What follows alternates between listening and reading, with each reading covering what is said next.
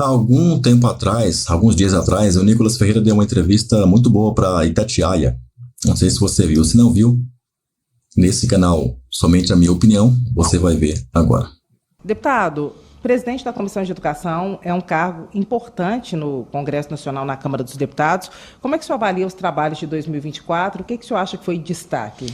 Fazendo uma retrospectiva primeiro de como foi essa eleição, né? Na verdade, a esquerda não queria de jeito nenhum eu à frente da presidência da comissão. O líder Altineu me ofereceu isso um dia seguinte, depois da minha filha nascer. Estava ali num reboliço, orei e decidi então assumir esse desafio.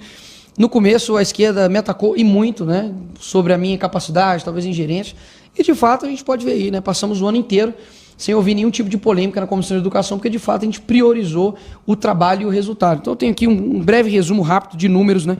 A gente teve 36 audiências públicas, mais de 200 requerimentos aprovados, mais de 239 proposições deliberadas, 34 projetos de leis aprovados, dentre eles algumas metas que eu tinha colocado, a respeito de aprendizagem com relação a combater a evasão escolar, a alfabetização, a formação de professores e profissionais da educação. Então, de fato, a gente conseguiu assim, ter um avanço muito grande, conseguimos organizar ali os tantos divergências de opiniões que tinha. A esquerda, obviamente, foi em peso lá, a gente conseguiu não somente aprovar bons projetos, mas também barrar projetos ruins. E em plenário a gente conseguiu ser relator de um projeto de lei que faz com que as apreensões das polícias de aparelhos eletrônicos, né, como celulares, computadores, sejam também direcionados para escolas. Então você, basicamente, né, o crime perde e a educação ganha. Então foi um balancete muito bom nesse ano, em termos de resultados de comissão e plenário. Agora, em termos de prerrogativas de parlamentares, em termos de perseguição, em termos, de fato, de uma desproporcionalidade com o tratamento da direita e esquerda, isso, infelizmente, foi por água abaixo. Aproveitando o assunto celular e escola, qual que é a avaliação do senhor em relação a essa proposta, projeto de lei que avançou no Congresso Nacional, que restringe o uso de celulares em escolas? Então, eu tinha duas preocupações primordiais. A primeira é que é um problema real, o celular dentro de sala de aula. Quem é pai e mãe aí sabe a dificuldade que é, né, o celular dentro de sala de aula, que não ser de fins pedagógicos, tudo bem, mas infelizmente as crianças e adolescentes usam para outros fins. E é um problema que eu acredito que, primeiro, tem uma raiz que é familiar, que a família precisa cuidar disso, não pode transferir essa responsabilidade para terceiros, mas a gente vê que é um problema real, e problemas reais têm que ser discutidos, e o meu papel como legislador é tratar disso. Mas também tinha um outro ponto importantíssimo, que é a doutrinação dentro de sala de aula. Todos os vídeos que nós temos hoje, comprovando o que acontece dentro de sala de aula, é por conta do celular. E eu fui uma pessoa que sofri muito isso dentro de sala de aula, tanto na minha escola, ensino médio, quanto também na universidade, na PUC, eu sofri muito. E eu tive como provar pelo celular. Então, a gente teve que achar um meio termo de como vamos resolver o problema do celular na sala de aula e também garantir isso, a defesa dos seus direitos fundamentais para o aluno. Então, a gente conseguiu incluir emendas na CCJ, e agradeço muito a deputada Detone por isso, e o Renan Ferreirinha também, que nos ajudou, ele foi o relator disso, de colocar a defesa dos direitos fundamentais como um artigo, e também, em um outro artigo, garantir uma exceção ao uso do celular dentro de sala de aula, que é no estado de emergência, no estado de necessidade ou por motivo de força maior.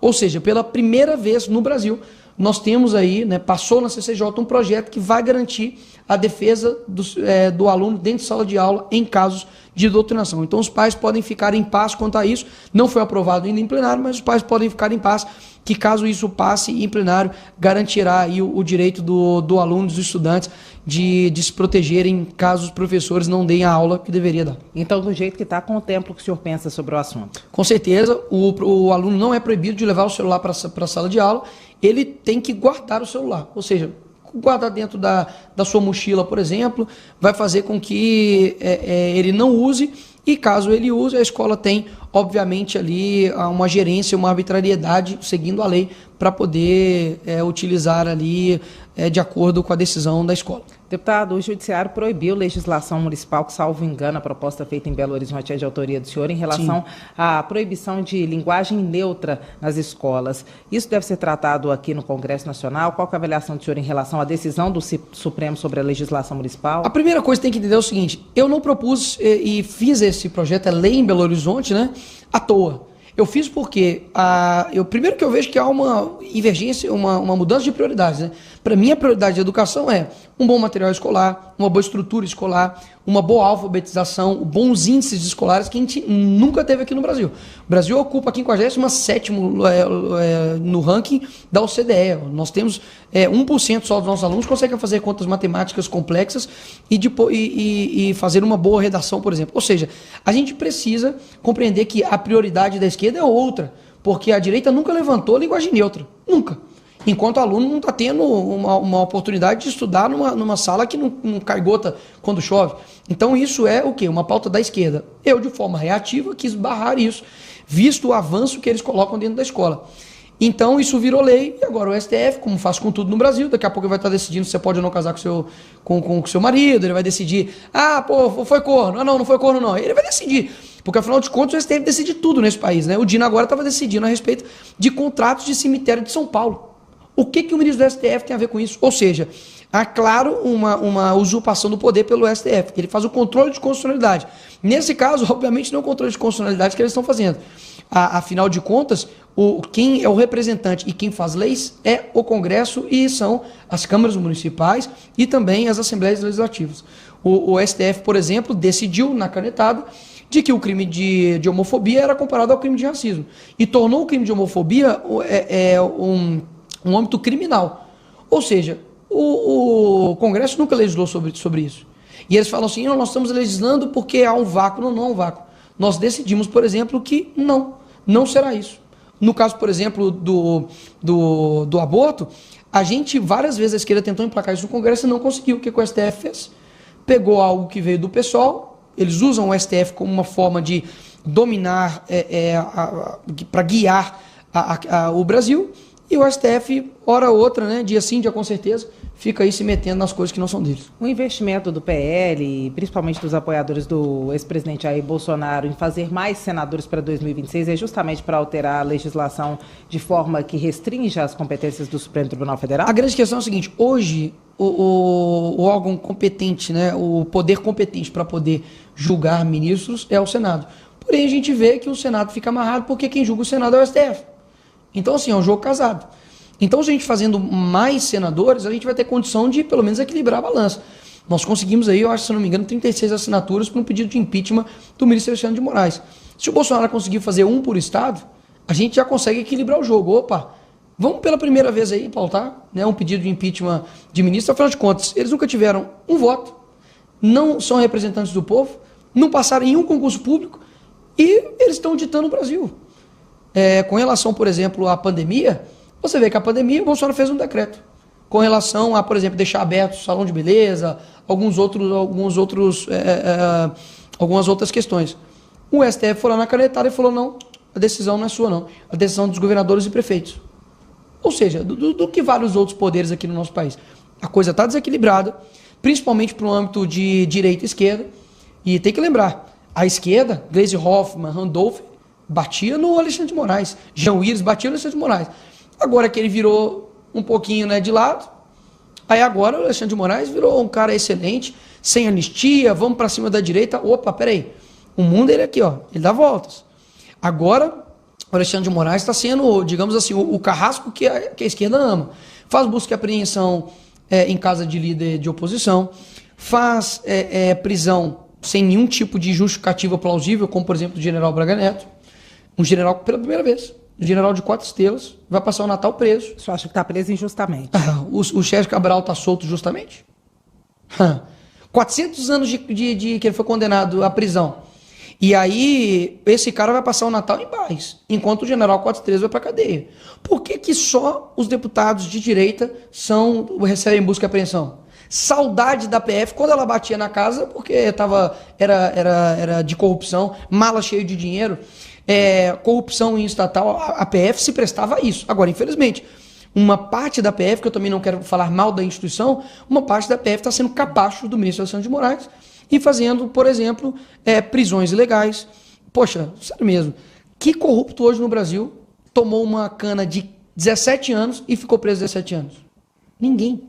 O José Dirceu, que foi o idealizador do maior esquema de corrupção do mundo, mensalão. Talvez os mais jovens ainda não lembram, né? Porque tem muito jovem também que foi para a rua, fora Dilma, não é só pelos 20 centavos, até pouco tempo, porque a Copa do Mundo estava um caos, o dólar estava alto, devia estar uns 5 e pouco, agora está quase batendo 7. Estavam pedindo fora PT e depois em 2022 estavam votando no PT, ou seja, a memória do brasileiro é bem curtinha com relação a isso. Lembrando que esse pessoal todo estava tudo na cadeia, com penas gigantescas, como o José Dirceu, agora ele está solto. Deu discurso agora no Senado sobre democracia. Ou seja, as coisas estão extremamente desinvertidas. Não há um corrupto hoje no Brasil que usa uma tornozeleira eletrônica. Mas tem um monte de pessoas que, baderneiros, né, alguns Zé Manés ali, por conta de um efeito manada, entraram no Congresso, alguns quebraram, outros não, outros nem estavam no dia e foram presos. Que justiça é essa? Que só pende para um lado? Isso não é justiça, isso é ditadura. E a gente precisa deixar os pontos bem claros com isso. Então, assim, agora vê o Lula com a cara de pau dele falar que não, espero que eles tenham o que eu não tive, né? Presunção de inocência. Ah, peraí, presunção de inocência? Me dá uma prova desse golpe, me dá uma prova de fato de que eles queriam fazer algo. Se fossem a Dilma também tem que ser presa. Porque, afinal de contas, ele solicitou ao general Vilas Boas, consultou o Exército para poder aplicar o 142. E aí, a Dilma tentou ou não dar um golpe?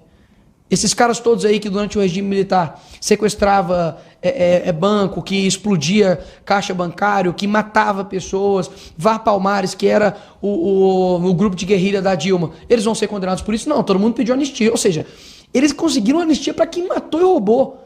Não vai dar anistia para pessoas que entraram ali e quebraram ali vidro? Você acha que esse projeto está parado daqui para frente, não anda? Então, até então, pelo que eu ouvi nos corredores, tinha-se um acordo para que o futuro, talvez, presidente Hugo Mota pautasse isso. Para que, enfim, as pessoas não tomem penas desproporcionais. Nem nos Estados Unidos, que teve morte lá na invasão do Capitólio, foi muito, muito, muito mais agressivo.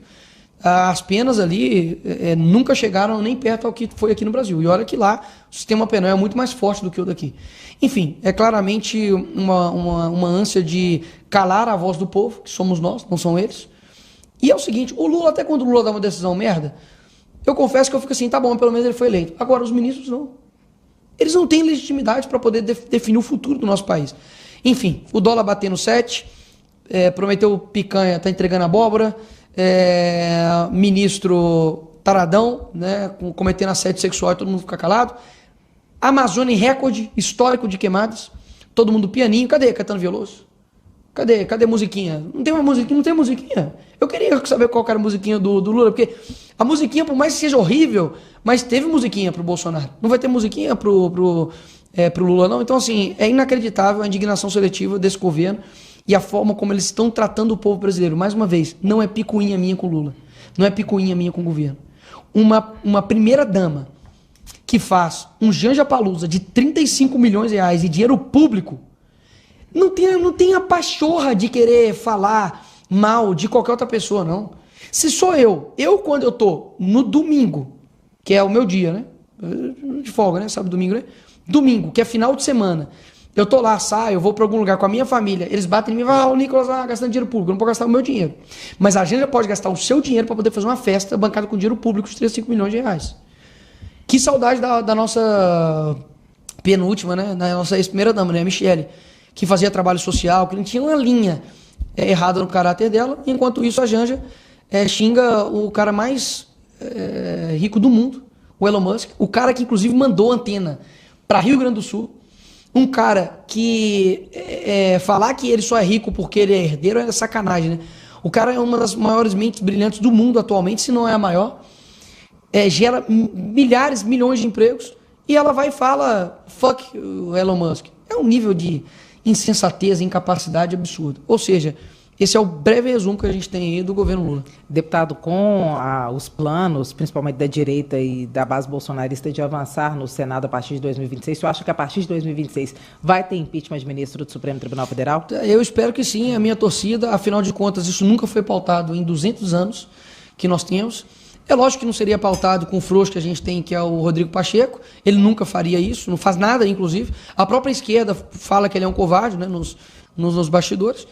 Então, assim, a gente precisa ter um bom presidente do Congresso, senadores que tenham coragem. Pode ter certeza que eu não vou fazer campanha para nenhum senador que não firme compromisso que irá impeachment o ministro Alexandre de Moraes. Não vou fazer campanha. Para a presidência da Câmara e do Senado, os nomes possíveis no momento são os prováveis: Hugo Mota para a Câmara e Davi Alcolumbre para o Senado. Qual que é a avaliação que o senhor faz? São os nomes que estão aí, assim, que estão sendo colocados, né? O senhor acha que podem ser outros? Eu acredito que com a atual movimentação, muito difícil tirar dos dois.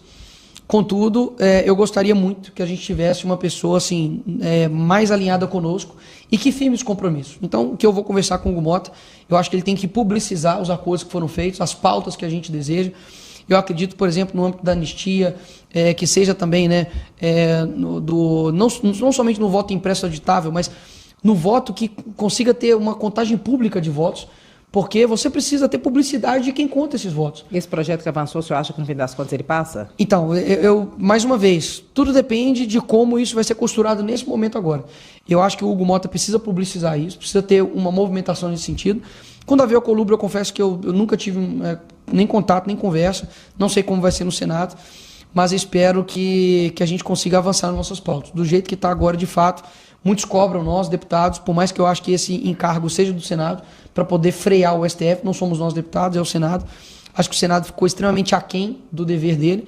Agora, qual instrumento democrático que você utiliza contra uma antidemocracia? Não tem. Não precisa de um... Basicamente, eu tô tendo que fazer um projeto para poder que um ministro cumpra a Constituição. Isso não faz sentido. Então, eu acho que a Constituição ela já é bem clara no seu artigo 53. Deputados e senadores são invioláveis, civil e penalmente, por quaisquer votos, palavras e opiniões, ok? Então não precisa de outra coisa, não precisa de uma PEC, não precisa de nada. Basta o ministro cumprir. Nós estamos vendo hoje que eu estou sendo, por exemplo, indiciado porque eu chamei o Lula de ladrão numa missão oficial, eu estava representando... O senhor acha que o senhor passou do limite ou não? Uai, passar do limite? O cara foi condenado em 3 instâncias por diversos juízes, com uma operação com mais de 10 mil páginas, com diversas provas. Passar do limite o cara, por exemplo, fazer um rombo fiscal, igual ele está fazendo. Passar do limite é receber um ditador, como ele recebeu aqui no nosso país, o Nicolás Maduro. Passar do limite é a mulher dele xingar o Elon Musk. Entendeu? Passar do limite é ele chegar e prometer picanha e agora está entregando literalmente nada para a população. Passar do limite é quase o dólar chegar a 7. Ou seja, eu não acho que passar do limite... E mesmo se tivesse passado do limite, eu defendo que se a esquerda passar do limite em um discurso, seja um parlamentar, ele não pode ser penalizado por isso. Não no âmbito de STF criminalmente. Se a casa quiser abrir um processo de cassação interno, tá. Por mais que eu jamais vou defender cassação para falas e votos e opiniões de deputados. Seja direita, esquerda, centro, para trás, para frente, não me importa, porque isso está na nossa Constituição. E a liberdade ela tem que ser plena. Não tem como ter um limitador. Ah, não. Teve um ministro aí, teve um ministro aí agora que comparou liberdades de expressão ou quando o homem bate na mulher. Ou quando alguém joga alguém de uma ponte. Esse é o nível da discussão dos nossos ministros da STF que não teve um voto de você. Você acha que em algum momento pode ficar incontrolável, acontecer algo que de fato não deveria por causa a defesa de uma liberdade de expressão sem limites, que em algum momento pode... A história mostra que tem o limite. A história mostra que é sempre mais danoso aqueles que tentaram controlar a liberdade de expressão do que aqueles que deixaram a liberdade de expressão ser discutida e debatida. Ponto. Isso é na humanidade. Quer falar dos regimes autoritários? Vê lá se tem liberdade de expressão. Vê se tem liberdade de expressão nos países que a esquerda defende. Vê se tem liberdade de expressão na Nicarágua, que tem 7 opositores presos. Vê se tem liberdade de expressão lá na Venezuela, que basicamente todos os opositores também estão presos. Aqui no Brasil não está diferente, né? O pessoal acha que deixa acontecer e quando tiver algo que realmente deve ser discutido, aí discute. Não é que deixa acontecer. O que eu sinto é que deve ter uma discussão profunda e uma discussão séria. O problema é que hoje o brasileiro é o seguinte, todo mundo vira expert em tudo. Antes todo mundo era expert em Covid. Agora todo mundo virou expert em lockdown. Aí depois todo mundo virou expert em dólar, todo mundo virou expert em um monte de coisa. Peraí, a liberdade de expressão é um tema profundo que é debatido por pessoas assim, de uma condição mental e intelectual gigantesca. Não dá para poder chegar e um ministro chegar e falar, não, vou decidir, pronto, acabou. Não, peraí, vamos historicamente, vamos ver o que está acontecendo. E outra coisa, o debate, em termos de liberdade de expressão, não é nenhum debate profundo, sabe, que filósofos debatem, não. É um debate no seguinte sentido, peraí, por que você pode me chamar de genocida e não posso chamar de ladrão? Acabou. 2 mais 2 é 4. Por que, que o Lula pode ser solto mesmo com um monte de coisas em cana de corrupção e o Bolsonaro tem que ir preso porque ele queria dar um golpe? Assim, não é nem mais liberdade de expressão, é liberdade basicamente da maioria do povo brasileiro. Me pergunta se as pessoas não concordam comigo que homem tem que ir no banheiro de homem, mulher tem que ir no banheiro de mulher.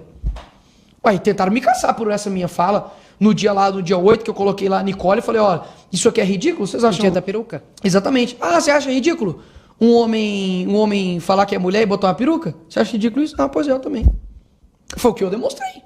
Me fala se a maioria da população não concorda comigo.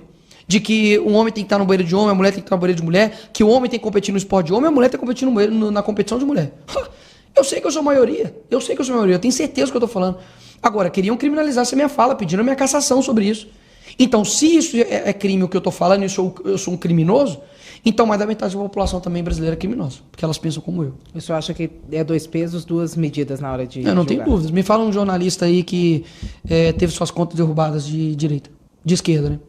Me fala, ou seja, para deixar claro, me fala um jornalista de esquerda que teve suas contas, redes sociais derrubadas. O senhor acha que é uma perseguição com a direita? Me fala um jornalista de esquerda que teve o seu passaporte retido.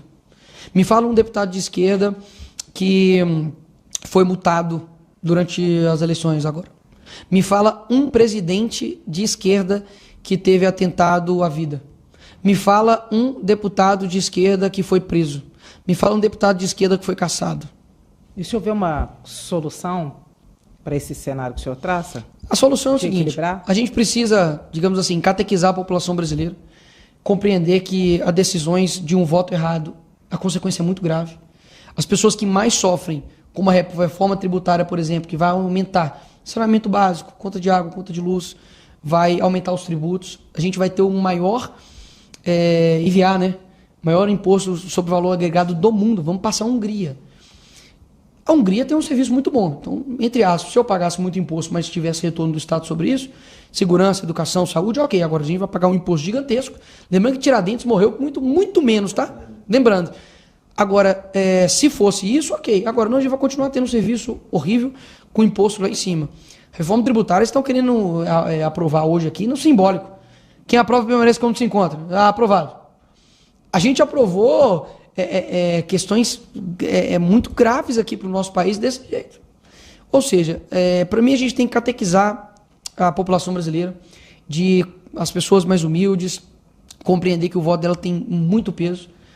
O voto, você não pode votar com o estômago e nem com o coração. Você tem que votar com a razão. Por exemplo, dá um exemplo aqui. Mas você chega para comer um picolé. Tem um picolé de fezes e de limão. Qual que você quer? Mas o de limão é muito azedo. Ele fala muito palavrão. Porque ele é meio estourado, né? O outro é fezes. Então, assim, a gente precisa compreender isso. Eu tenho feito um trabalho nesse sentido, sabe? Principalmente com os mais jovens, de mostrar que nós somos livres para poder escolher. Você não pode deixar a escola, a universidade te massacrar somente pelo coletivo. Conscientizar vários políticos vários jovens a entrarem na política. A gente apoiou aí umas 200 e tantas pessoas e conseguimos apoiar mais da metade, eleger mais da metade disso, com o trabalho deles, com o esforço deles, mas a gente deu um apoio no Brasil inteiro. O Pablo, por exemplo, né, Almeida, foi o vereador mais votado da história de Belo Horizonte, mais de quase 40 mil votos. A gente tem também em Contagem, em Betim, em Ribeirão das Neves também teve uma votação gigantesca que não foi eleito, mas uma votação mais do que os próprios eleitos. Então a gente está fazendo um trabalho de base muito grande, nos dedicando, nos sacrificando, para poder mostrar para as pessoas que é loucura. Como você ser com uma pessoa, por exemplo, do Maranhão, que tem o pior IDH do Brasil, foi sempre governado pela esquerda. Por que as pessoas continuam votando na esquerda? Então, o próximo passo é tomar os estados da esquerda, avançar, a direita avançar? Não, o espaço os estados do Nordeste? O espaço o espaço é gradual e óbvio. Porque tem essa estratégia, né? Ocupar o espaço da educação, que Sim. originalmente a esquerda ocupar o espaço Sim. da cultura, ocupar os conselhos. Ocupar o Nordeste é um plano da direita? Olha, eu acho que é o seguinte, a esquerda ela tem um plano de poder. Eu confesso que eu tenho um plano de Brasil. Até mesmo porque você vai ver que, se o PT tivesse um plano de Brasil, o Nordeste seria a região mais desenvolvida do Brasil, porque eles amam falar do Nordeste. E zero eu de culpar o Nordeste, eu amo o Nordeste, as pessoas lá também, eu tenho certeza que me amam, eu vou para lá, sou extremamente bem recebido. Zero, sabe? Zero problemas. É óbvio que tem sempre um que vai ali te xingar, etc. Mas isso faz parte da democracia, inclusive. Não quero que todos me amem. Contudo, eu vejo que as pessoas são enganadas, as pessoas mais humildes são enganadas. E eu confesso que são mesmo. Porque muitas das vezes um prato de comida, uma assistência, que não para poder tirar ela daquela condição, é para poder manter ela ali como um escravo eleitoral, faz com que a pessoa continue votando da esquerda. Então, eu acho que o que a gente tem que fazer é, óbvio, ir nos locais que digamos assim, mais escassos da direita. E agora o André Fernandes, por exemplo, a prefeitura de Fortaleza fez esse trabalho, perdeu por praticamente 6 mil votos. Conseguiu colocar a gente na rua, o candidato do PT não faz isso nunca sozinho. Os vídeos são, assim, incríveis. E uma pena perder, mas pode ficar em paz. Eu falei com a esquerda, falei, pode ter tranquilo que ninguém vê um homem paciente. Eu sou paciente, eu tenho 28 anos. Vão avançar para o Nordeste. Vamos para o Nordeste, vamos para o Norte. Poxa, olha só, Marina Silva. Recorde de queimadas na Amazônia. Onde está Marina Silva? Manaus pegando fogo. Você vê ali Cuiabá pegando fogo também. A região norte do país está largada. Cadê a Marina Silva? Depois de muito tempo, mais uma vez, ela se torna ministra do Meio Ambiente no governo do Lula. Cadê? Ou seja, quando você mostra isso, e muitas das vezes, algumas poucas pessoas mais falam, né? Ah, mas o Nicolas, os deputados só falam, só postam vídeos. Posso falar, esse vídeo que eu posto, a esquerda tá maluca para derrubar. O vídeo que eu posto, a esquerda tá indignada e ela quer acabar. Não é à toa que elas querem censurar as redes sociais. Então, assim, não subestime a nossa fala, não subestime a nossa capacidade de engajar as pessoas na rede social. Hoje eu tenho um alcance de praticamente 500 milhões de pessoas só no Instagram. A gente consegue... Eu tenho mais engajamento do que o Lula, eu tenho mais engajamento que o Trump. E eu não falo isso com forma de vaidade, não, porque a rede social é a minha maior defesa e o seu maior ataque. E o senhor acha que o algoritmo favorece a direita, como muitos apontam? Que favorece o quê? Vai postar alguma coisa, por exemplo, no Facebook, ou postar alguma coisa ali no YouTube, você vai tomar taca. Poxa, tem vídeo no YouTube de músicas falando para matar policial, que a gente Enfim, não vou cantar aqui, que senão eu vou dar moral pro cara. Mas vários estilos de música que fazem apologia às drogas, que falam frontalmente ao atacar policial. Fala alguma coisa, por exemplo... Não, poxa, o Instagram deixa uma empresa que vende a cabeça do Bolsonaro cortada ser vendida, pô. Vai eu falar qualquer coisa do Lula, vou tomar ali alguma coisa, algum strike. Então, assim, não favorece. A gente sabe que as redes sociais agora estão experimentando uma pancada do STF, porque eles vão perder, óbvio, muitos usuários, se isso avançar. Mas as redes sociais, a não ser o X, eles precisam fazer uma repaginada aí na maneira das regras da comunidade. Deputado, o senhor se vê candidato à presidência da República quando tiver idade para isso? Porque são 35 anos. Muitos eleitores da base bolsonarista pedem isso. O senhor se vê nessa posição, nesse lugar? Olha, eu fico feliz com isso. De fato, diferentemente de outras pessoas que falam que o povo clama por isso, eu vou ser pé no chão de compreender que realmente muitas pessoas falam isso comigo. Eu fico muito feliz porque eu sei que eu sou jovem e as pessoas têm uma esperança muito grande no meu nome. Eu sei que eu não sou corrupto. Eu sei que eu nunca vou estar numa lista de corrupção. Eu sei que meu caráter é idôneo. Eu sei que aquilo que eu prego eu vivo. Eu sei também que eu não sou uma pessoa perfeita, que eu tenho minhas falhas. E isso nos faz ficarmos iguais. Eu só acredito que as pessoas, quanto mais elas me conhecerem, mais elas vão ter a certeza de que se algum dia eu chegar nesse posto, elas vão votar sem nenhum tipo de medo. Porque eu não acredito que colocando as mesmas pessoas nos mesmos lugares, a gente vai ter resultados diferentes.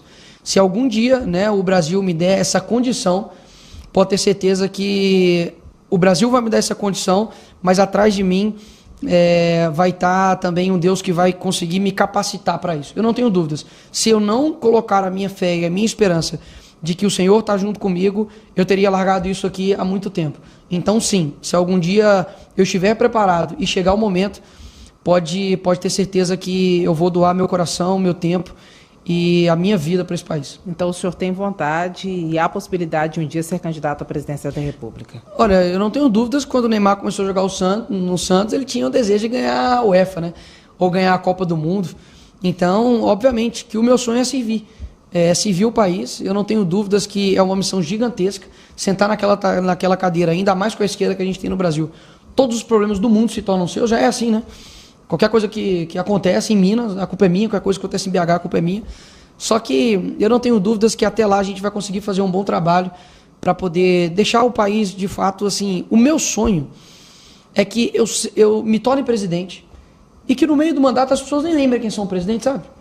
Porque assim, vai estar bom, vai estar tão bom que a política não vai ser um engodo, não vai ser um peso na vida das pessoas.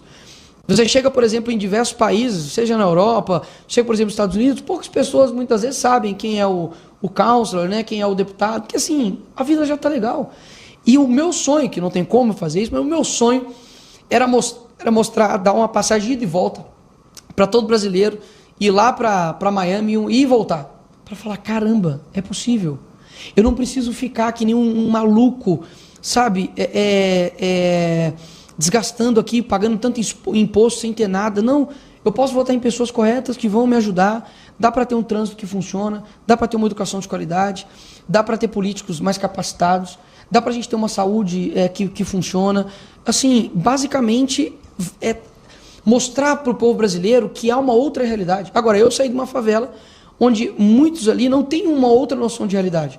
E eu posso mostrar isso para eles. Ei, tem como, tem uma outra realidade. Você não precisa ficar aqui querendo migalha do Estado, não. O Estado ele tem que te garantir algumas questões fundamentais. Depois disso, nós somos os autores da nossa vida. Se a gente quer mudar o Brasil, não é depositar confiança em mim que o Nicolas vai resolver tudo, não. Não faça isso.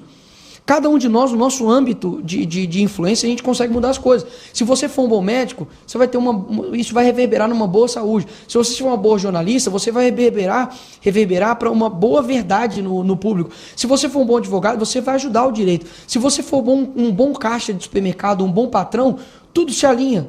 Agora, se cada um não assumir a responsabilidade, é impossível mudar o Brasil. É impossível. Não me coloque lá para isso. Se as pessoas que vão votar em mim não assumirem as responsabilidades individuais, é impossível. Nunca na história da humanidade um homem só conseguiu resolver todos os problemas. E um homem que veio aqui perfeito, ele foi crucificado. Então, eu sou muito menos que Jesus. O que você acha que vai acontecer quando a população não tem compreensão? A população na época não tinha compreensão. Preferiu soltar um ladrão, por muita coincidência da vida, preferiu soltar um ladrão e condenar um inocente.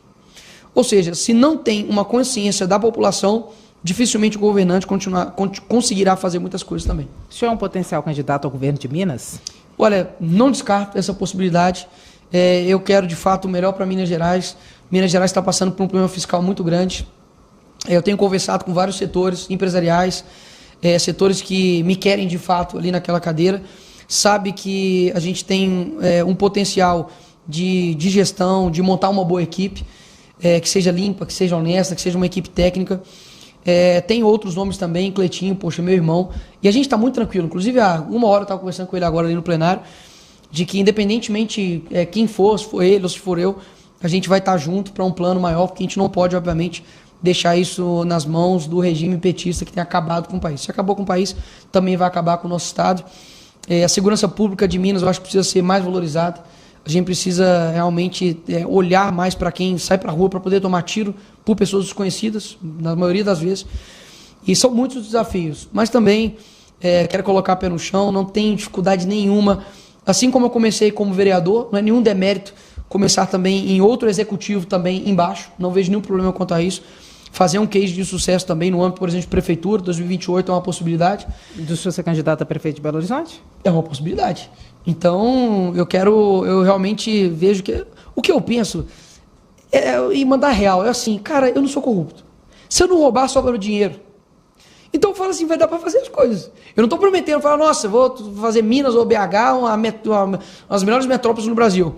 Mas se eu ganho para prefeito, eu não tenho dúvidas que eu vou ser o melhor prefeito do Brasil.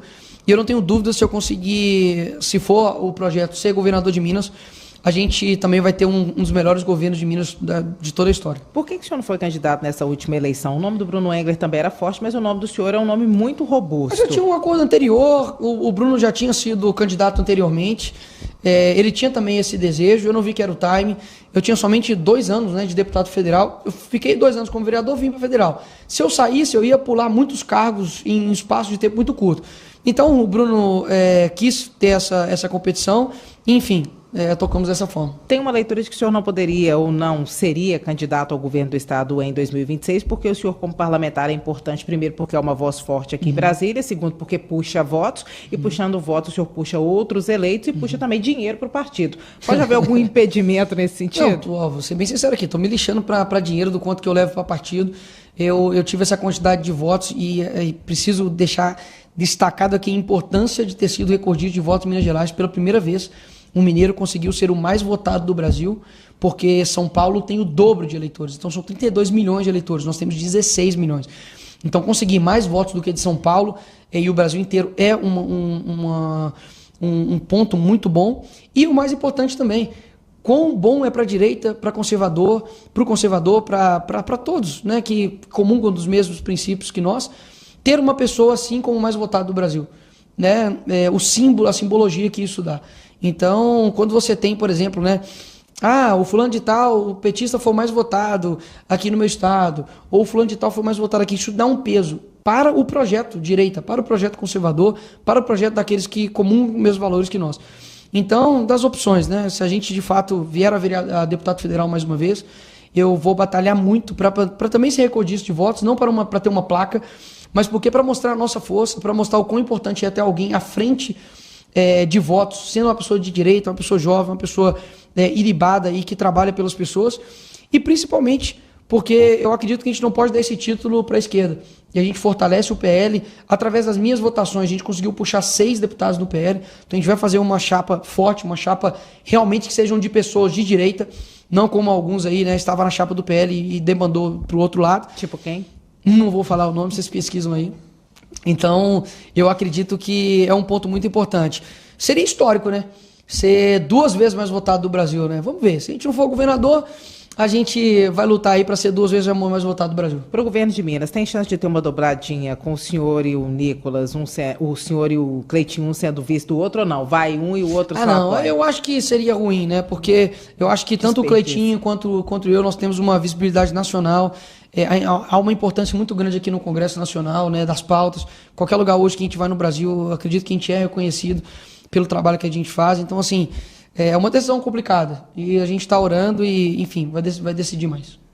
Vai ter composição com o governador Romeu Zema, com o candidato dele, Matheus? Eu não sei, está em aberto, até então não teve nenhuma conversa a respeito.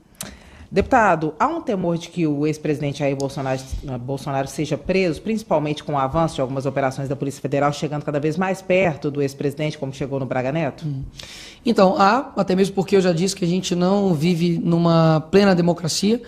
Não tenho dúvidas de que o Jair Bolsonaro é a maior pedra no sapato deles. Não é à toa que tentaram matá-lo. E lembrando, quem tentou matar ele era um ex-filiado ao PSOL. Lembrando que foram N's e N's e N's narrativas durante todo esse tempo. Se eu não me engano, foi mais de 6, 8 anos, colocando como se ele talvez fosse um possível responsável pela morte da Marielle. No fim das contas, viu que não tinha nada a ver, mas a narrativa fica. Foi chamado de genocida, assassino, fascista, nazista. Já tentaram acabar com a família dele diversas vezes. As narrativas de baleia. O cara, poxa, falar que o cara importunou uma baleia é o cúmulo. Enfim, são diversas narrativas, então é bem claro que ele é, sim, uma pedra no sapato. E é engraçado que esse dia ele estava respondendo uma entrevista, ele falou assim, eu não sei, o povo gosta de mim. E é verdade, o povo gosta do Bolsonaro. Ele é um cara carismático, ele é um cara honesto, ele é um cara que de fato conseguiu, mesmo durante a pandemia, deixar a economia em verde no Brasil, para depois, no outro ano, o Lula deixar com 200 bi negativo, em um ano. Parabéns ao PT, é incrível esse recorde. E você precisa compreender que, ou seja, ele é um inimigo declarado. Há possibilidade? Claro que há possibilidade. Você acha que está mais próximo? Quanto mais honesto nesse país você for, mais chance de ser preso. Eu posso ser preso porque eu chamei um homem de homem. Daí para frente é só para trás. Você olha o Bolsonaro, por exemplo. Qual que é a prova? O cara tentou dar um golpe. E aí? O cara tentou dar um golpe. Conversa com o general Braga Neto, conversando com outro cara, tá aí. Assim, esse crime, né, que se há que a tipificação penal disso, eu não sei. Isso é uma clara vingança de um sistema contra um cara que realmente fechou a torneira da corrupção, ou realmente está tendo devido processo legal? Por que as pessoas do dia 8 estão sendo julgadas pelo STF? Elas não é o foro delas. Por que não foi na primeira instância, segunda instância, como todo mundo? Ou seja, há a possibilidade, que estão desgastando ele 24 horas por dia, sim. Agora, mais uma vez, é muito ruim, né? Para o STF prender um cara que tem quase 70 anos, vai ser 70 anos aí por agora, com o Trump na presidência agora, olhando para o Brasil, com uma parceria que precisa ser feita para o bem do brasileiro. Muda alguma coisa aqui, a eleição do Trump? Eu espero que sim, mas eu não sou daqueles que vão colocar esperança em outro país. Eu acredito que a nossa soberania tem que ser feita por nós mesmos. Que tipo de soberania é essa que depende de outro país? Eu acho que o Brasil tem que ser um país soberano. Mas é claro, uma ajudinha também não custa. Né? Ajuda em que sentido? Mostra que a direita ajuda tá no forte? sentido de dar publicidade ao que está acontecendo aqui no Brasil. Então, por exemplo, o Elon Musk deu publicidade ao que estava acontecendo aqui no nosso país. Então, o Alexandre de Moraes, o próprio Lula, o que estava acontecendo aqui no dia 8, a busca e apreensão, prisão de aliados do Bolsonaro, foi mundialmente conhecido muito por conta desse relacionamento com Elon Musk e Donald Trump. Então eu espero que aconteça isso. Tem alguns projetos de lei também no Congresso americano que, por exemplo, de bloquear vistos, por exemplo, de ministro do STF ou bens deles lá, enfim. Vamos ver como é que isso vai caminhar. Eu só acredito que a prisão do Bolsonaro, mais uma vez, é meramente uma vingança, que não é da minha boca. O próprio Lula disse isso, enquanto ele estava sendo interrogado, né, para o Moro, falou, se sair daqui, né, se eu sair daqui, mais ou menos isso, né, se eu sair daqui e me derem as condições, você pode ter certeza que eu vou fazer bem pior. Ele falou numa entrevista, né, falou, vou F eles, né.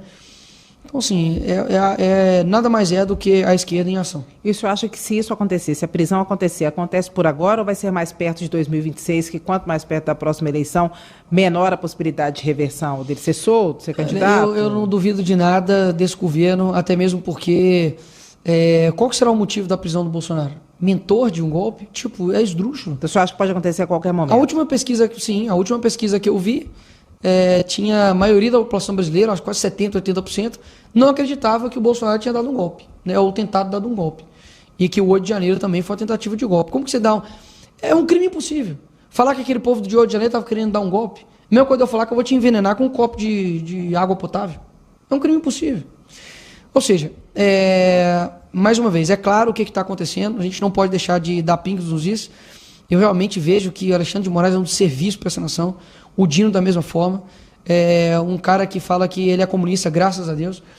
O Alexandre de Moraes, que por vingança mesmo, o Bolsonaro à direita, está colocando pessoas que escreveram com batom numa estátua, perdeu o mané, sendo que os caras claramente foram parciais durante as eleições de 2022, do tanto que depois derrotamos o bolsonarismo. Que ministro de Suprema Corte de outro país dá uma declaração pública dessa?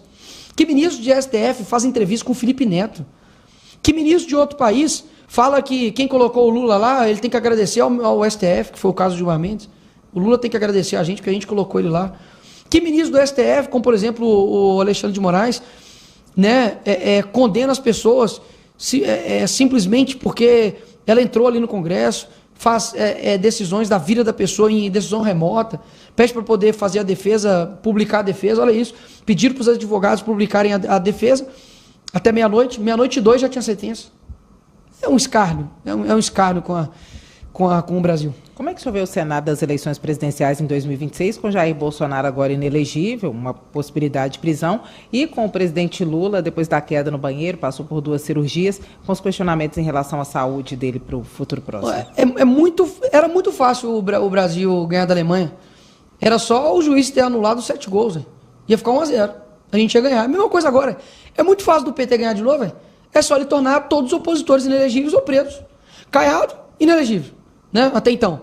Bolsonaro, inelegível e talvez preso. E aí, quem vai sobrar? Tarcísio não vai sair porque é governo de São Paulo. E aí, quem vai ficar? Pronto, o Lula ganha de WO. Obrigado. Somos democráticos. Que democracia é essa? E você vê que é o mesmo modus operandi do Nicolás Maduro, do Daniel Ortega na Nicarágua. Então, que democracia é essa que persegue só os opositores? O senhor acha que o Lula pode competir em 2026? Eu acho que pode. Aquilo dali não larga o osso, mas nunca. Aquilo dali tem uma sede de poder absurda. Você acha que ele vai dividir a glória com quem? Com a Haddad? Que vai fazer o dólar bater em 7 bi, injetou 4 bilhões e ainda assim conseguiu controlar o dólar? Vai ser quem? A Dilma? Que está ganhando 500 mil reais com um carguinho lá no BRICS, né? No Banco Mundial. Quem vai ser quem? Quem? Vai ser o Boulos? Uma lavada lá em São Paulo? Fez a campanha mais cara da história praticamente do Brasil e conseguir ter praticamente a mesma quantidade de votos que a eleição passada, quem vai ser o candidato? A não ser que tenha uma briga, né, do Lula e o Alexandre de Moraes, e aí o Moraes quer sair presidente da República também. Vai ser gostoso ver eles se degladiarem. Agora, enfim, não tem como. Os caras realmente querem o poder a todo custo. E se depender deles, o José Dirceu já falou que estava querendo transformar o mandato de presidência, se eu não me engano, para 12 anos. É inacreditável. Em Minas, o senhor vê um confronto nas urnas em 2026 entre, sei lá, o senhor e o Rodrigo Pacheco, Cleitinho e Rodrigo Pacheco? Mais uma vez, Pacheco não vai porque é covarde. Segundo, tem o Alexandre Silveira, que é uma possibilidade. Alexandre Silveira, que é uma possibilidade. Tem Aécio também, que é uma possibilidade. Competir, saiu aí nas pesquisas. Mas, enfim, na política tudo é possível.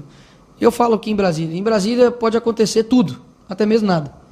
Como é que o senhor avalia? O senhor já falou da reforma tributária, eu queria que o senhor desse uma palavra final sobre isso. O senhor acha que vai adiantar ou não vai essa reforma tributária? O corte de gastos, o pacote que foi enviado pelo governo, como é que o senhor avalia ele, a votação dele e, de forma geral, como é que o senhor avalia os 2 primeiros anos do presidente Lula? O corte de gastos ele é tão esdrúxulo que ele basicamente, com a justificativa de querer fazer um reajuste, né, fiscal, está tirando dinheiro de idoso, de autista e de deficiente físico através do BPC. Projeto agora 4614 de 2024, que a gente está contra e está lutando para poder ser retirado de pauta. Esse é o corte de gastos, né? Mas cortar os gastos da Janja, não. Cortar os gastos de 4 bilhões de viagens e despesas do governo Lula em viagem internacional, também não. Cortar os gastos dos quase não, 40 ministérios que o Lula fez, né? Literalmente a Alibaba e os 40 ministérios, né? É surreal como o governo só está entochando imposto, aumento de carga tributária, e se a reforma tributária não vai fazer nada mais, nada menos do que aumento, mais uma vez, saneamento básico, aumento de tributo para as empresas, aumento de conta de água, de conta de luz, e você vai ter aí, e a bomba não vai estourar agora, vai estourar daqui a um ano. Grave o que eu estou te falando, daqui a um ano o Brasil vai estar estourado em termos econômicos, porque a previsão futura do mercado é muito ruim, muito ruim. Aproveitando que o senhor falou em ministérios, como é que o senhor vê a possibilidade de dança das cadeiras aqui na esplanada dos ministérios, com várias trocas que podem ser feitas pelo presidente? Para mim não tinha que ter dança da cadeira de ministério nenhum, para mim que se exploda partido e essas trocas de tomar lá da cá. Os ministérios tinham que ser ministérios técnicos, de pessoas que de fato consigam ajudar o país. O ministério, por exemplo, da mulher, a ministra não conseguiu me responder o que é ser uma mulher, o que é uma mulher, não sabe responder o que é uma mulher. A ministra dos Direitos Humanos, a ministra das Mulheres do Brasil não sabe responder o que é uma mulher, pode ver o vídeo, está lá no meu YouTube. O ministro dos Direitos Humanos do Brasil estava assediando outra mulher. A ministra nem sei o que é, a irmã da Marielle? Igualdade nem sei o que é. Igualdade social, o currículo dela. Irmã da Marielle. Estava subindo a favela da Maré sem capacete. Gente, quem morou na favela sabe. Qual o policial que consegue entrar do jeito que ela entrou ali? Ninguém. Tá resolvido o problema da segurança pública, que inclusive o ministro é o Lewandowski. Presta atenção, um policial, ele é morto nesse país e não vale de nada. Sargento, como é que chama Dias. Sargento Dias, em Minas Gerais, morto com um tiro praticamente na cabeça de um vagabundo que estava com direitinho a saidinha. Não deu nada, não teve nada com isso, com relação a isso. Você acha que vai ter impacto a legislação aprovada aqui no Tomara. Para mim é o seguinte, tem um pessoalzinho de esquerda que fala assim, uma rigorosidade, né, penal não adianta. Não adianta o quê?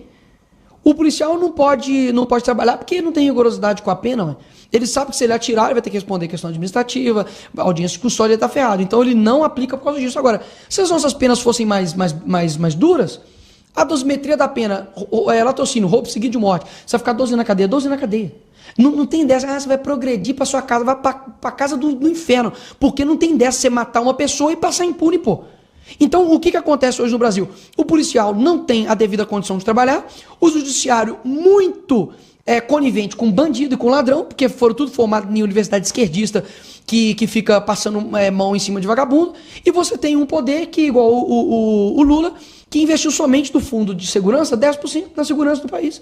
Enquanto isso, você tem ministro como o ministro Flávio Dino entrando na maré, você tem, por exemplo, a Aniele Franco subindo morro sem capacete. Então tá resolvido o problema da segurança pública. Toda a segurança pública agora no Brasil faz uma máscara do Dino e entra na favela. Pronto, tá resolvido o problema de segurança pública. Então, assim, é um escárnio ridículo que os ministérios têm dinheiro pra caramba, não falta dinheiro não. O que falta no Brasil é vergonha na cara, é falta de homem, falta de caráter para poder colocar alguém que vai cuidar realmente da infraestrutura do nosso país. E não vai ficar querendo fazer lá da cá. Colocar uma ministra da saúde que seja competente. A Nízia, sabe que ela é formada? Em sociologia. Não querendo falar nada que contra os sociólogos. Uma baita de um estudo, de um conhecimento agora. Colocar essa mulher inepta para poder tocar a saúde do nosso país. Como está a saúde do seu país? Um cara morreu agora na fila do UPA, sentado na cadeira lá no Rio de Janeiro. Se sou eu prefeito, isso acontece, hein? Terceira guerra mundial, né? Agora, como foi lá com o Paz do Rio de Janeiro, com o ladinho do Lula, todo mundo fica caladinho. Então, assim, o Brasil tá um lixo. O que no Brasil tá bom? Assim, o Brasil tá bom. Não tá bom não. A economia tá bom não. Não, a saúde também tá bom não. Na educação também a gente tem os piores índices. Mas a segurança também não. O que tá bom no Brasil, gente? Acorda. O que tá bom? Nada. Por que o pessoal continua fazendo a mesma coisa? Vamos voltar diferente, vamos confiar em outras pessoas, vamos fazer algo diferente, porque eu não tenho dúvidas que, assim, a minha esperança é que um dia as pessoas façam isso aqui e a gente consiga tirar esse freio de mão que se chama PT e esquerda aqui no nosso país. O deputado Paulo Gonet, procurador-geral da República, vai trabalhar durante as férias. O senhor acha que há alguma possibilidade dele indiciar Bolsonaro, Braga Neto, ou levar adiante o que tem a ver com esse inquérito? Eu duvido que o Gonet vai trabalhar para poder resolver processos, né, criminais, sobre facção criminosa, sobre investigação contra o PCC, contra o Comando Vermelho, sobre operações, né, do que tem investigações do Ministério Público, sobre estupro, sobre casos de assédio, sobre um monte. Eu duvido. O que o senhor acha que o Gonet vai fazer? Eu suspeito que possa ser aí contra parlamentares de direita, contra o indiciamento do Bolsonaro. Eu acho, tá? Não sei não, eu acho. Eu acho que vai ser isso. Eu acho que ele vai ficar trabalhando aí nas férias aí, vai ser para poder realmente cuidar da nossa prioridade hoje no Brasil. Um golpe que nunca existiu. Deputado, nós fizemos um balanço com o senhor, que foi o ano de 2024. Agora, quais são as perspectivas para 2025? 2025 a gente está aí com a liderança agora do Zuco, na liderança da oposição. Fizemos inclusive uma reunião hoje. A gente quer definir pautas específicas para poder focar. Eu quero ter bastante produtividade em relatorias. As relatorias, você pode inclusive entrar aí no site da Câmara, ela tem uma diferença de relatoria de comissão e de plenário, né? De plenário é mais difícil de conseguir. E esse ano eu consegui de 2, graças a Deus. Um com relação a dar publicidade dos dados educacionais, que ajuda muito com relação às métricas de alfabetização, até mesmo na formação de políticas públicas. E no outro, que eu te disse, que é uma relatoria de um projeto que tira aparelhos eletrônicos que são apreendidos em operações, né, de cunho policial possam ser direcionados para escolas, como celulares, computadores, para fins pedagógicos. E dentro da comissão, a gente também pode pegar relatorias. Como eu era o presidente da comissão, fica chato eu mesmo ficar me dando relatorias, né? Mas vou pleitear a vaga de titularidade na CCJ, discutir mais projetos de relatorias, pegar mais relatorias e ter essa produção e rodar também mais Minas Gerais, conseguir ter mais proximidade, inclusive entregando as emendas. Temos muitas emendas para entregar, principalmente no norte de Minas, com relação a postos artesianos, com relação à estrutura para a segurança pública, a revitalização e reestruturação também de escolas, sejam estaduais, enfim, que a gente consegue dedicar essas emendas e muitos projetos no âmbito também sociais, que a gente está trabalhando aí para poder ter uma maior atuação nessa área também. Nas redes sociais, principalmente, mas também aqui na Câmara dos Deputados, o senhor teve alguns embates que foram polêmicos com um deputado federal mineiro, que é o André Janones. Uhum. Como é que o senhor acha que vai ser essa relação a partir de 2025? Bicho, a polêmica continua? Sendo bem sincero, polêmica e rivalidade não tem. Não tem rivalidade com o Real Madrid e ABC de Piracicaba. Não tem, pô. Ele falou comigo que ia me triturar nas urnas. Ele teve praticamente 1/3 de votos, não, menos 1/3. Eu tive 7 vezes mais votos do que ele. E é uma pessoa que pode perguntar aqui na Câmara, ele é democrático. A direita e a esquerda não gostam dele.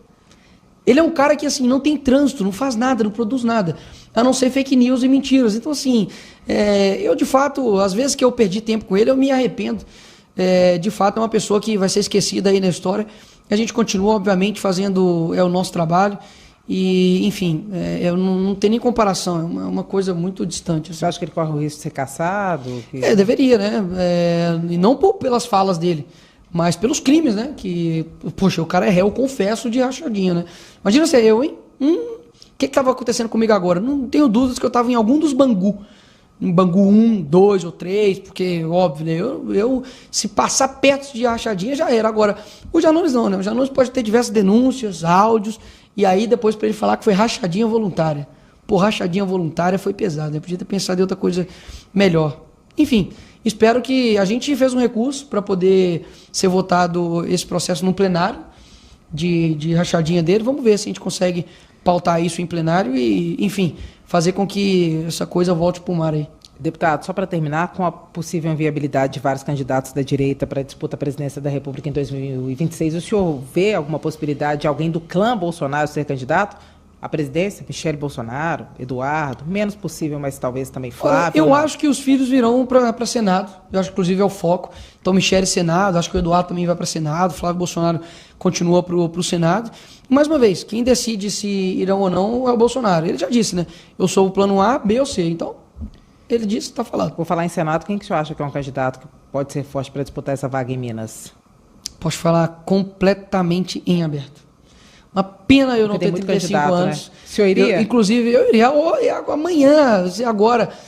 Inclusive, você tem um projeto de lei que, no Senado sobre redução, né, de 35 anos para 30. Se passar ano que vem, dá para eu vir como senador. Vamos ver se os ventos mudam aí, né? O que o senhor acha que vai ser do futuro do governador Romeu Zema, que não pode se candidatar à reeleição mais? No cenário a presidência da República, a princípio, parece que o nome perdeu um pouco a força. Que o senhor, que lugar o senhor vê para o Zema? Eu acredito que o projeto e o entorno dele quer que ele quer compor em um projeto vitorioso para o Brasil. Eu acredito que se, por exemplo, venha pleitear o cargo de vice e for isso, eu acho que ele vem, já que ele quer compor mesmo um projeto. Se, por exemplo, né, se for de WO, todo mundo está preso, todo mundo tá inelegível, e for ele o presidente, obviamente nós estamos juntos. Se for para ele vir, sei lá, como tem a possibilidade também do Senado também, e o PL obviamente não vai deixar de lançar um senador, e o PL também não vai deixar também, eu acredito que deixar de lançar um governador. Eles têm que mostrar essa posição, ou uma composição. Mas, enfim, o destino dele, eu acho que o Zema é um cara muito tranquilo, pouco vaidoso, ou quase zero vaidoso com relação ao poder, e vai querer encaixar ali no cargo que for melhor para o nosso país. Vai ter parceria, então, com o campo do Zema em 2026? Eu acredito que todos nós, né, temos um inimigo em comum, que é a esquerda, que é, mais uma vez, o regime petista, que é o freio de mão do nosso país. Enfim, acredito que nós temos um inimigo em comum e não tenho dúvidas que caminharíamos juntos aí. Nós passamos por vários assuntos polêmicos aqui. Tem um que sempre causa polêmica, não só no Brasil, mas no mundo, que é do aborto. Como é que está esse debate hoje na Câmara dos Deputados? O que o senhor acha que avança, o que não avança? Em relação ao que está sendo discutido no âmbito do judiciário também. Outro dia o senhor deu uma declaração, salvo engano, foi para o Léo Dias, dizendo que não usa métodos contraceptivos. Então a posição do senhor era muito conhecida em relação a isso. Mas como é que o senhor acha que avançam esses projetos no Senado Nacional? Olha, tivemos uma grande vitória na CCJ, né, com a PEC da Vida, que basicamente altera, né, ali desde a concepção na Constituição. E acredito que assim, é uma luta não somente material, uma luta espiritual. Para mim, quem tira o tempo para poder querer matar crianças dentro do ventre, ao invés de querer garantir para elas uma saúde, uma educação, uma condição da mãe, mesmo que em casos terríveis, ela ter um bom acompanhamento e a criança não pagar pelos erros ou crimes externos, para mim essa pessoa realmente está com a alma completamente em desordem e debilitada. Até mesmo porque se fosse você não queria que outra pessoa decidisse a sua vida. A vida ela é muito sofrida para todos, a vida é difícil para todo mundo, mas eu não tenho dúvidas que você não desejaria extinguir a sua vida por conta dos momentos tristes ou terríveis ou mágoas e marcas que você tem na sua vida. Você tem, por exemplo, grupos, né, de pessoas nos Estados Unidos e aqui também no Brasil que são frutos de estupro, e eu duvido, né, você olhar dentro do olho delas agora, adultos, e falar, você merecia estar morta, porque a sua dor foi muito grande. Então eu acho que é uma solução muito simplória você simplesmente querer matar uma criança dentro do ventre por conta de N questões aqui em cima. E lógico, a gente sabe que isso é uma exceção em caso, por exemplo, de estupro, que a esquerda pega isso para poder colocar como regra. O que eles querem é uma libertinagem sexual para a mulher, enfim, ter relação com quem quiser. E se quiser ter um filho, que é assumir o risco, né? Você assume, quando você faz, não sei se você sabe, tá, esquerda, mas quando você faz sexo sem nenhum tipo de preservativo, você assume o risco de ter um filho. E aquele filho não pode pagar por você simplesmente querer ter prazer a qualquer custo. Se aquele filho vier, você não pode simplesmente matá-lo porque você não quer ter um filho. Então é isso que eles querem. e acredito que a PEC da vida traz essa garantia, esse direito fundamental que é a vida. O STF, obviamente, em sua maioria é composta por pessoas que têm uma noção e um posicionamento errado com relação à vida, até mesmo que eles já nasceram, né? Fica muito fácil ser a favor do aborto. E acredito que, se for pautado isso, eu acho que hoje o Brasil tem uma condição de ter uma quantidade de cristãos muito grande. A gente vai fazer uma pressão muito grande. Fizemos, inclusive, aqui a Rosa Weber, que, posso ser sincero, fez um desserviço para o Brasil. Simplesmente, antes dela deixar o cargo dela como ministra do STF, votou a favor, inclusive em sessão remota, e largou o cargo, deixando como legado a morte de crianças no ventre para ser aprovada aqui no Brasil. Mas graças a Deus, né, que eu não sou eu quem julga essas pessoas, será Deus. E isso, quando as pessoas falam, só Deus que me julga, né? Isso não te dá arrepios, né? Isso não te dá medo? Então, enfim, era melhor eu te julgar do que o próprio Deus, né? Espero que essas pessoas tenham o reto juízo que vem do Senhor. Enfim, acredito que é uma pauta que a gente está trabalhando muito, muito forte, mas, obviamente, a esquerda da América Latina inteira conseguiu aprovar isso em diversos países, e espero que o próximo presidente da República consiga frear isso, como o presidente freou, de não deixar isso ir para frente. Deputado Nicolas Ferreira, presidente da Comissão de Educação da Câmara dos Deputados, muito obrigada pela entrevista. Muito obrigado, eu que agradeço. Muito obrigado aí a todos que acompanham meu trabalho.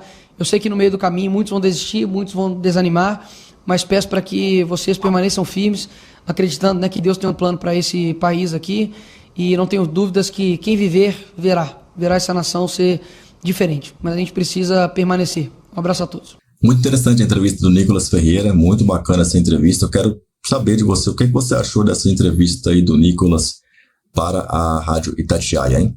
Coloca aqui embaixo no comentário e eu te espero, claro, nesse vídeo aqui. Então clica aí. Sabe que é somente a minha opinião.